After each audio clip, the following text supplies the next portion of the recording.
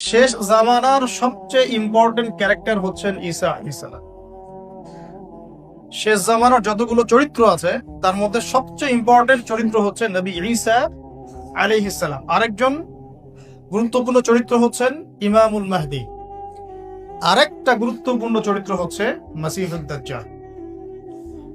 আরো একটা শ্রেণী আছে তারা গুরুত্বপূর্ণ, সেটা হলো ইয়াজুজ আর মাজুজ। এই বিষয়গুলো যারা বোঝে না বা এগুলো নিয়ে ফিকির করে না, তারা আসলে অন্ধত্বের মধ্যে আছে। যখন থেকে নবী সাল্লাল্লাহু আলাইহি ওয়াসাল্লাম নবী হয়েছেন তখন থেকেই শেষ জামানা শুরু হয়ে গেছে। এটা এমন নয় যে তার ইন্তেকালের 1444 বছর পরে এই চেয়ারে বসে আমি আপনাদেরকে শেষ জামানা বোঝাচ্ছি, বিষয়টা এমন না।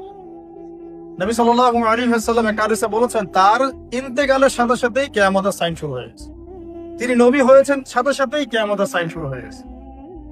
সর্বশেষ কিতাব চলে আসছে, কিয়ামত শুরু হয়ে গেছে, সাইন শুরু হয়ে গেছে। চাঁদ দ্বিখণ্ডিত হয়ে গেছে, কিয়ামতের সাইন শুরু হয়ে গেছে।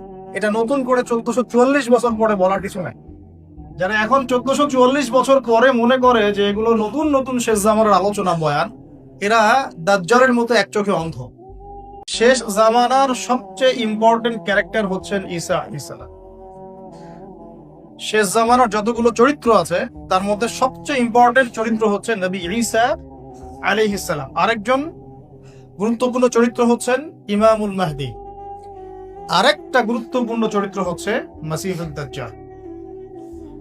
আরো একটা শ্রেণী আছে তারা গুরুত্বপূর্ণ, সেটা হলো ইয়াজুজ আর মাজুজ। এই বিষয়গুলো যারা বোঝে না বা এগুলো নিয়ে ফিকির করে না, তারা আসলে অন্ধত্বের মধ্যে